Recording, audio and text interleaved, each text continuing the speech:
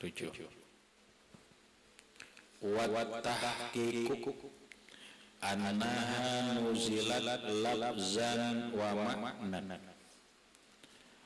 Wa tahqiq bermula yang benar, annaha bahwa Al-Qur'an nuzilat diturunkan lafzan secara lapasnya wa ma'nan dan maknanya. Al-Qur'an yang 30 juz 114 surah, ya kan? Al-Qur'an 30 juz 114 surah.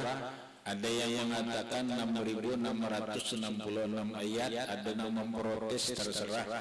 Yang jelas dengan semua ayat Al-Quran itu diturunkan Allah sekaligus dari Lauhul Mahfuz ke langit pertama yang satu tempat disebut Baitul Izzah. Diturunkan sekaligus. Turunnya itu malam malam nisfu Sya'ban. Ini ada nisfu Sya'ban. Ada yang mengatakan 17 Ramadan. Oke. Dari Lauhul Mahfuz ke Baitul Izzah itu turunnya secara lapasnya bahasa Arab, secara maknanya apa yang dipahami dari kalam Allah. Pahamlah? Nah, kemudian dari Baitul Izzah dibawa oleh Jibril kepada Rasulullah. Itu bertahap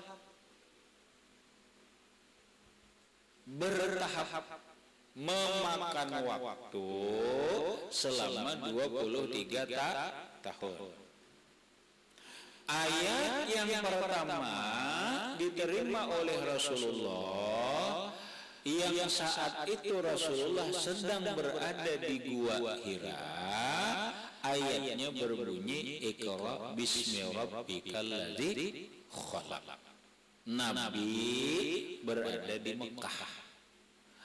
Ayat yang terakhir yang diterima oleh Rasulullah, Nabi sedang berada di Jabal Rahmah, sedang wukuf di Arafah, melaksanakan ibadah haji yang hajinya itu disebut Hajjatul Wida, yang Nabi kurang lebih 4 bulan kurang lebih berikutnya Nabi meninggal dunia.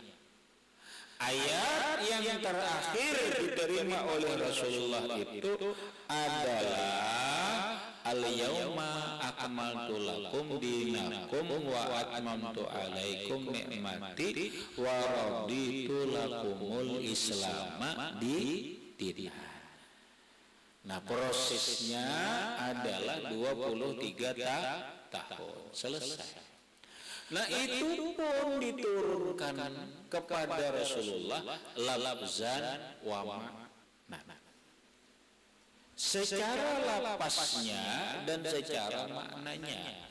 Jadi Rasulullah itu sangat paham dengan lapas Al-Quran, sangat paham dengan makna Al-Quran. Lapas Al-Quran itu ada tulisannya, makna Al-Quran itu tidak ada tulisannya, karena dia berupa pahaman. Pahamlah? Jadi Al-Quran itu ada lapasnya, ada maknanya. Dua-duanya diturunkan Al-Quran itu secara lafaz diturunkan kepada Rasulullah. Iqra bismi rabbikal ladzi khalaq, artinya ini, tapi secara maknanya begini.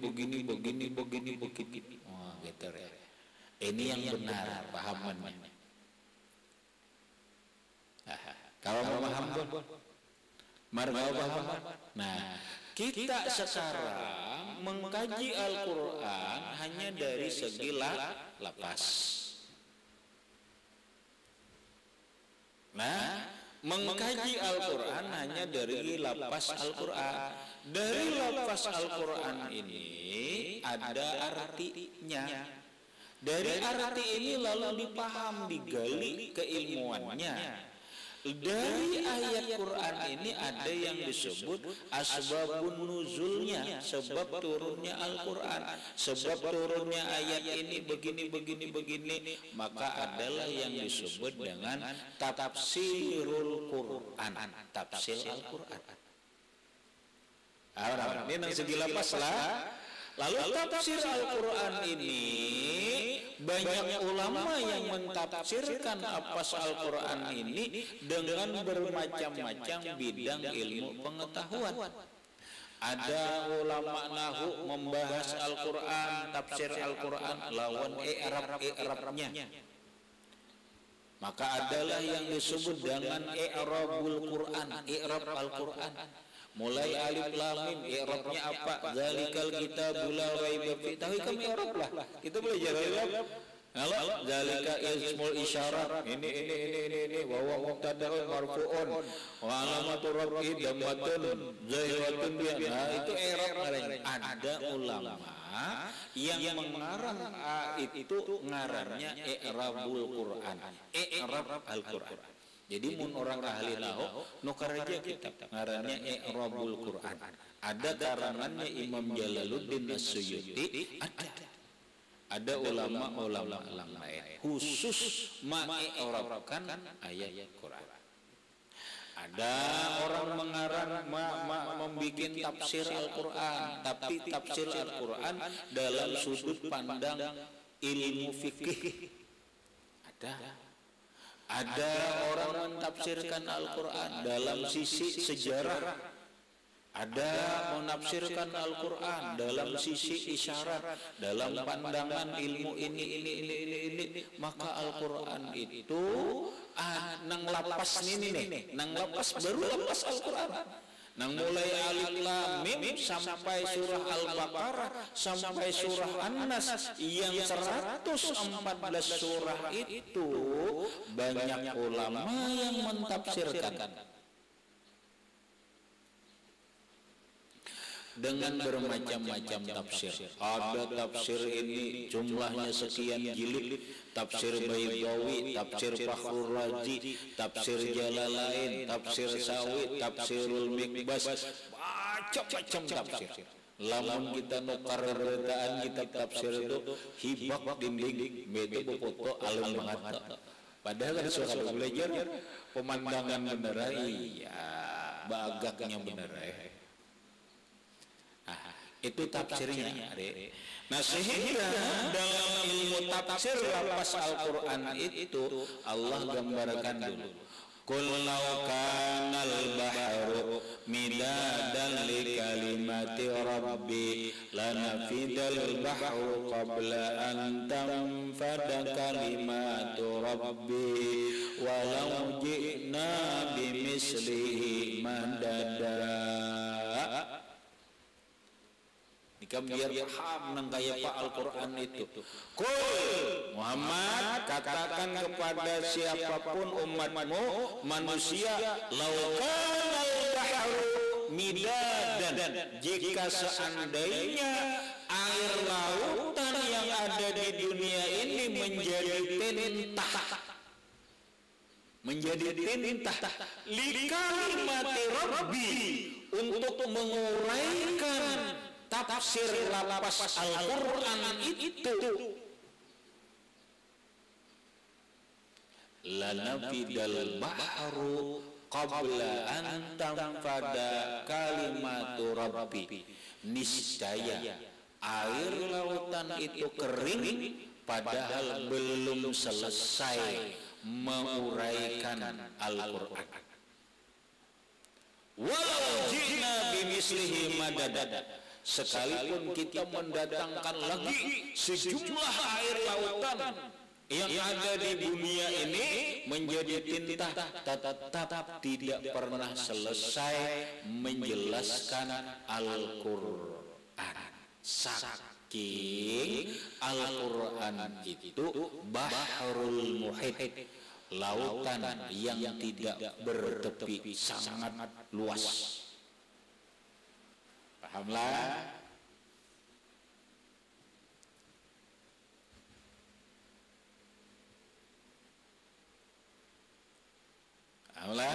Jadi Al-Quran itu kada pernah bisa habis dijelaskan. Ini baru lafzan. Paham Rahmat? Itu baru lafzan. Apalagi mengkaji Al-Quran makna, secara makna nggak ada tertulis. Inilah yang dikatakan oleh Imam Ibnu Arabi, likulli ayatin minal Qur'ani zahirun wa batinun. Kata Imam Ibnu Arabi, setiap ayat Al-Quran yang ada di dalam Quran seayat aja. Zalikal kitabu sayat, la raiba fi sayat, hudal lil muttaqin. Setiap satu ayat daripada ayat Al-Quran baginya lahu zahirun wa batinun, punya penjelasan yang secara zahir ada secara batin.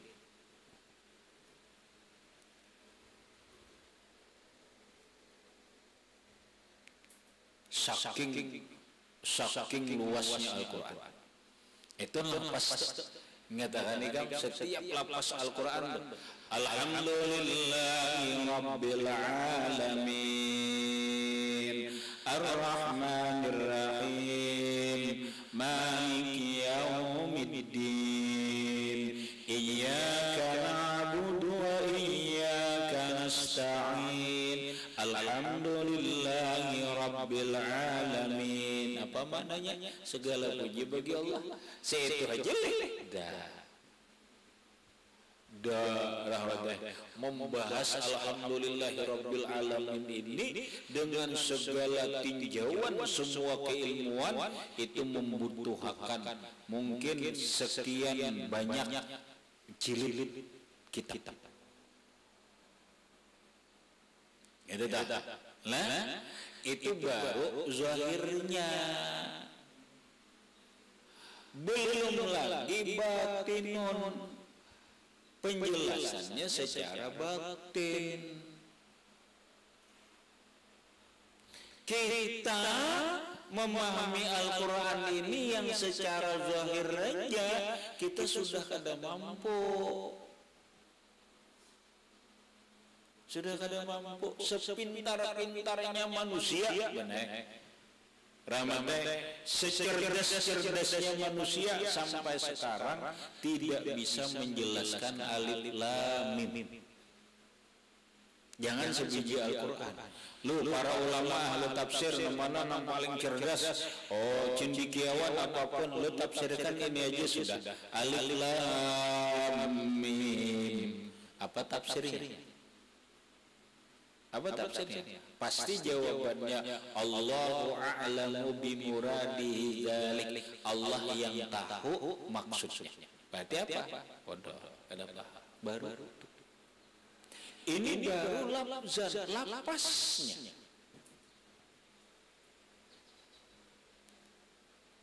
Ini baru lapas. Belum batin, belum. Sudah lemah manusia dalam mentafsirkan alif lam mim, apalagi sebijian Quran.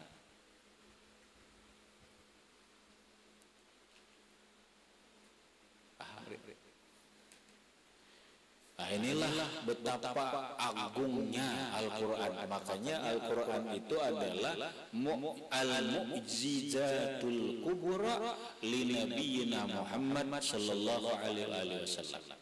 Al-Quran itu adalah mukjizat yang paling besar bagi Rasulullah.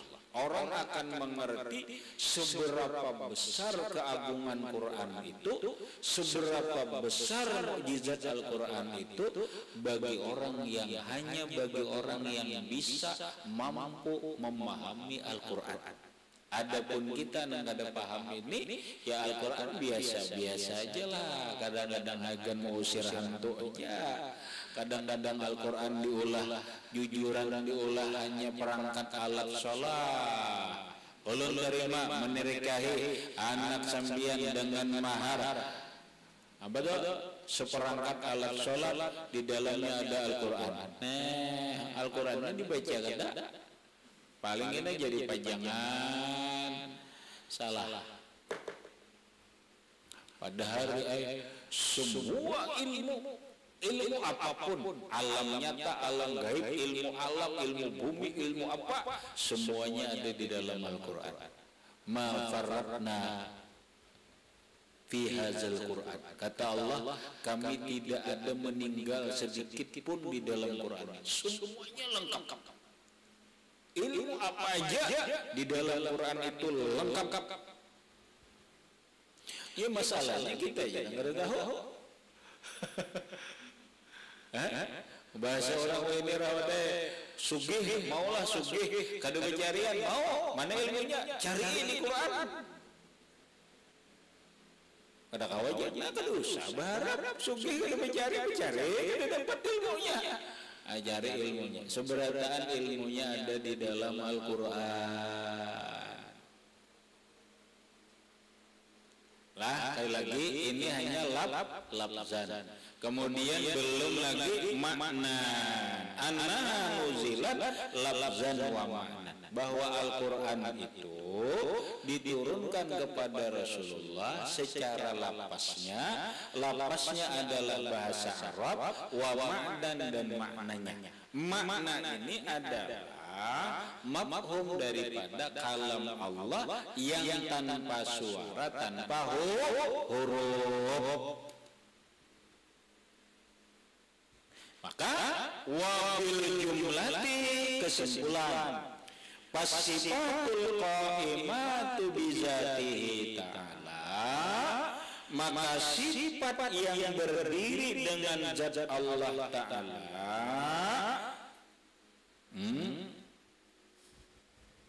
qadimatun, qadim. Sifat kalam, kan Tuhan bersifat kalam Allah. Nah itu qadim juga. Udah pasti udah kadim, karena bizati kadim dengan zat. Artinya begini, kalau zat itu kadim, maka sifat itu kadim. Itu kesimpulan dah mengatakan ini sifat Allah kadim, dia muhaddas kadim. Bila sifat Allah itu kadim, karena sifat itu qaimatun bizati. Bahasa orang melekat dengan zat, bahasa orang sekarang sepaket dengan zat. Kalau zat kadim, sifat kadim.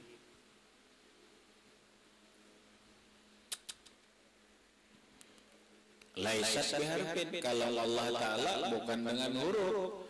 Kalau Allah Ta'ala kan ada hurufnya, karena huruf itu min sifatil hawadis, itu baru huruf itu hanya raja. Huruf hanya raja. Wala sautin, kada ada suaranya, suara itu pun hanya raja. Mun kalau Allah pakai suara, berarti sama lawan kita, baru mustahil. Kalau Allah tanpa suara, tanpa huruf, namun bisa dipahami. Paham lah, kada ada suaranya, kada ada hurufnya, tapi bisa dipahami. Kamu paham lah, kayak ini aja nah, kamu dalam kehidupan aja nah, kamu kaulah paham, kan ada bersuara, kan ada huruf, tapi bisa paham. Napa nah? Contohnya, kini ramadana, ikam ramadai menakuni binian, atau orang tuhane nakuni anak, ada lelakian anak lawan ikam, ngarannya rahmat, akun anak. Senyum aja ya, bersuara kada, berbunyi kada, cuman senyum. Paham lah kau itu? Paham lah? Paham nggak? di dalam senyum itu ada sukut diam aja, kan ada suara senyum aja. Hakon lanang senyum aja ya, menolak cuma senyum. Kada ada suara kada hendak, kada ada suara hendak, tapi orang tua paham sudah. Itu ngarannya tanpa suara, tanpa huruf, tapi mengerti. Ikan orang meramut tuh, orang yang meramut adalah suaranya, adalah ada hurufnya adalah, tapi kita paham. Nah itu salah satu bukti bahwa kita tanpa suara, tanpa huruf bisa aja mengerti. Kalau mengerti jujur itu orang-orang ini mengerti. Iya. Meramut sudah orang masih aja menggasak-gasak. Akun lahir, orang yang meramut. Ada paham? Jelas Mar. Ini Allah supaya mau awal jadi kita paham kada suaranya, kada hurufnya. Umat terlalu banyak contohnya dalam kehidupan. Ya Allah, nang hari-hari kita kadang-kadang kita nang mempraktikkan, kita nang gawe kawa banget kita ini paham, kada ada suara, kada ada hurufnya, tapi paham, orang tersenyum, orang marangot. Nah gitu. Aku jer lakiku kan marawa-rawa, berarti kan ada suaranya, ya hurufnya kan ada, paham aja. Aku pang salah aja. Iya. Paham mereka, kada ada pakai suara, kada ada pakai huruf, tapi mengerti. Kalam Allah kada ada suaranya, kada ada tulisannya, kada ada hurufnya, tapi paham. Nah itu tak? Siapa yang paham? Rasulullah. Siapa yang paham? Nabi Musa. Wa kallamallahu Musa takliman. Allah Ta'ala berkata-kata dengan Nabi Musa dengan perkataan tak ada suara tanpa huruf, tapi Nabi Musa mengerti. Kita bisalah paham dengan kalam Allah tanpa suara, tanpa huruf, bisa paham asal kita menjadi warasatul anbiya, pewaris Nabi dulu. Nah pewaris Nabi itu siapa? Alam ulama, alimin dulu. Nah ya orang aulia Allah Ta'ala. Nah makanya Imam Abu Yazid Al-Bustami dalam munajatnya berbicara dengan Allah. Iya. Kada ada suaranya tapi mengerti. Kau sudah memahami Rahmat. Wastasqalal Mu'tazilatu wujuda kalam. Walaupun orang Mu'tazilah merasa syikal, merasa sulit orang-orang Mu'tazilah adanya kalam ini. Ikam tahu Mu'tazilah lah. Kita kisah Mu'tazilah dulu biar paham. Apa itu Mu'tazilah? Mu'tazilah itu adalah sekelompok manusia dalam teori pemahaman tentang ketuhanan dan yang lain-lainnya adalah jangan-jangan bila kita nih kayak ini Mu'tazilah atau Rahmadah. Kelompok Mu'tazilah adalah kelompok yang dalam menyikapi kehidupan akidah beragama dan sebagainya hanya bil akli, memakai akal. Jadi orang inilah hidup ini semata-mata memakai akal, ya terus Mu'tazilah. Maka orang-orang Mu'tazilah ini biasanya adalah orang-orang pintar benar, yang disebut dengan kaum ilmuwan, orang-orang yang ahli sains. Orang-orang filosofi itu orang-orang yang ahli akal nih, ini cerdas nih. Nah mereka dalam hal apapun bila kada akal, kada menerima, kada masuk akal, mereka kada percaya. Paham? Mereka bila kada masuk akal, mereka kada percaya.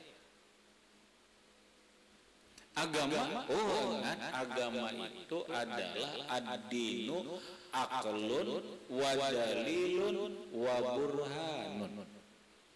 Islam itu agama nang rasional, makanya akal memang.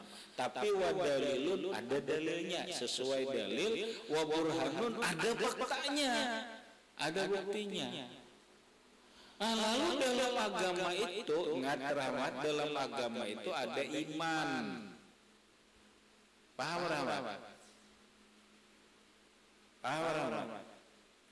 Nah ini kalau nah rajin gue contohkan nah, nanya nah rahmat nah hidup nah.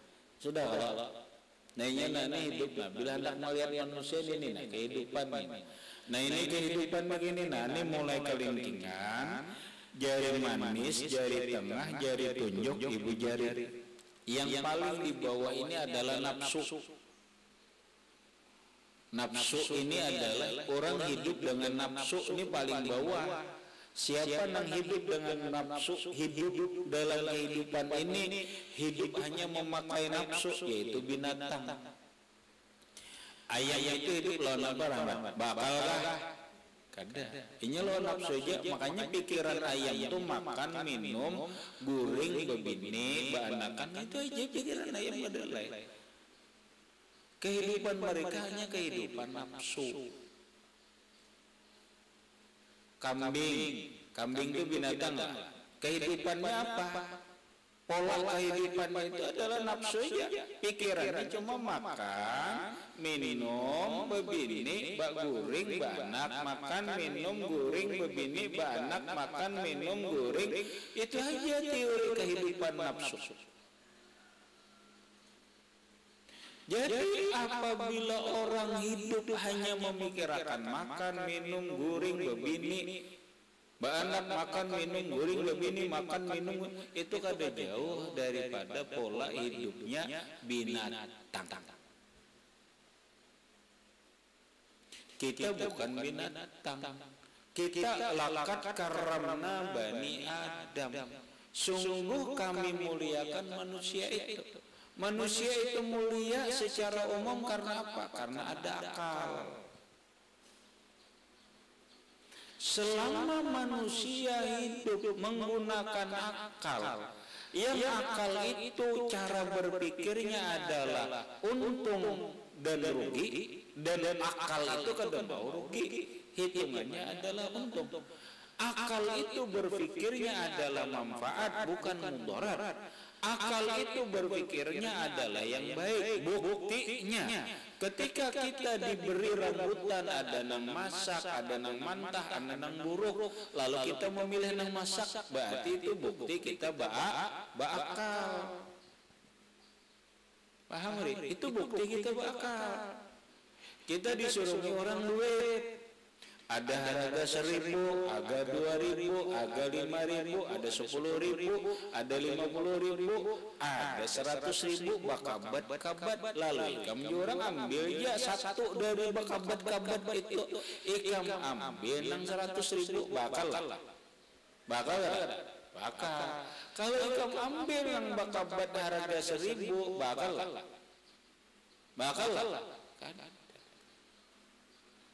Nah, lalu kita diberi per orang pilihan, silahkan ambil ini sebiji kayak kotak rokok besi, sebiji kotak rokok perak, sebiji kotak rokok emas. Kita milih apa? Lalu kita milih emas, berarti kita ini berakal. Kalau kita diberi pilihan, ada besi, ada perak, ada emas, maka lalu mengambil perak, bakal. Apalagi mengambil besi aja, bakal. Tekan. Nah itu bukti bahwa kita bakal. Tapi kadang-kadang hidup kita ini pada bakal, tapi kadang-kadang nggak bakal.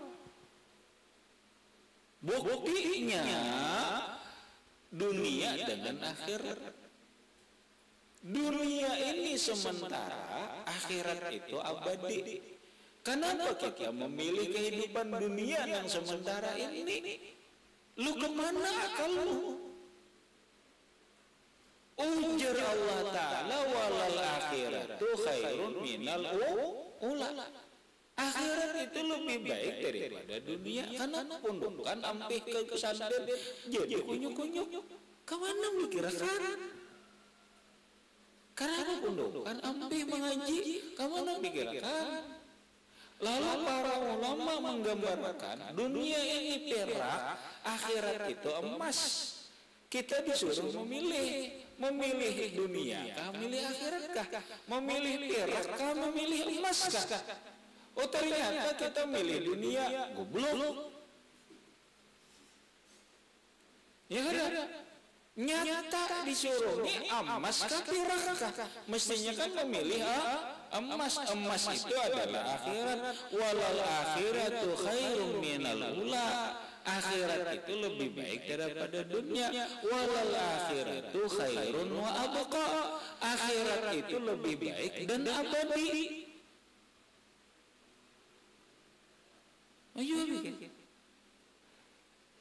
Nah makanya ketika orang hidup ini memilih kehidupan akhirat, tapi dunia ini hanya sebagai perantara, lalu kehidupan dunia ini hanya diulahnya sawah ladang untuk kehidupan akhirat, berarti ini pintar. Ya nang lagu itu dunia adalah persinggahan. Buat dunia ini akan singgah aja situ berjalan. Dunia ini bukan tujuan, kada. Kita akan bini akan apa nih? Bini akan apa? Dunia kada. Akan dibawa ke akhirat. Bini ini dibawa ke akhirat. Amun bini akan di dunia aja bebarane. Nih laki-laki bini anak belaki hendak sebatas dunia kah? Hendak sebatas akhirat kah? Bila hendak belaki hendak sebatas dunia itu bebarang aja. Nang iman nang sembahyang kayaknya nang kada kah? Nang apakah? Nang penting dunianya mana? Itu hanya belaki untuk kepentingan dunia. Kadejar aku akan balaki bibin ini hagan dunia sampai akhirat. Kaulah bidadari surga kok. Itu kalau. Nah makanya bini itu bukan tujuan, tapi bini hanya sebagai alat untuk ke akhirat. Maka jadikanlah bini nang membantu untuk akhirat. Watruk minal azwaji man masa'adat fi ta'atir rahman waqtar azuban fadila. Kada usah kawinin. Tinggalkan perempuan yang tidak membantu taat untuk kepada Allah atau untuk akhirat. Lebih baik hidup menjomblo daripada kawin perempuannya kada membawa ke akhirat, kada membantu untuk akhirat. Itu kenapa? Karena kita bakal kan gitu kita bakal hidup ini bukan hanya untuk dunia saja. Paham lah? Nah, ini tapi manis bila orang diakal ini baik sudah. Tetapi bila orang hidup ini hanya berpegang dengan akal, suatu saat pusing, galau, sedih, stres. Kenapa? Karena dalam hidup ini semua dalam peristiwa hidup ini kada bisa diselesaikan dengan akal. Terus ada yang akal kita itu kada mampu. Maka disudahilah dengan iman. Pahamlah? Makanya ada akal dan iman. Orang Mu'tazilah itu hanya berpegang kepada akal. Yang disebut sekarang ini adalah kaum rasionalis. Orang-orang yang pintar-pintar tuh ini akan masuk akal dong,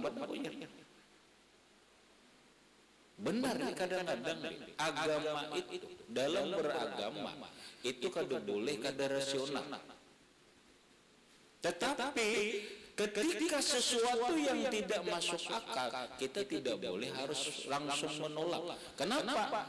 Karena apabila kita menolak yang tidak masuk akal, berarti kita akan menolak mukjizat Nabi. Karena mukjizat Nabi itu kada masuk akal. Keluar banyu di jari sini nah, kawa udu orang 70 keluar banyu di sini nah.